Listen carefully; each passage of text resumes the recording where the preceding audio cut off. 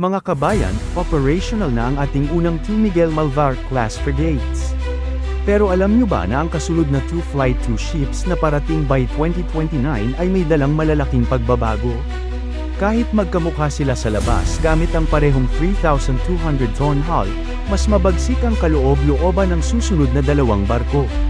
Makakatanggap sila ng mga pinakabagong internal electronics, mas modernong software systems, at mas pinatinding defensive countermeasures na available ngayon sa merkado.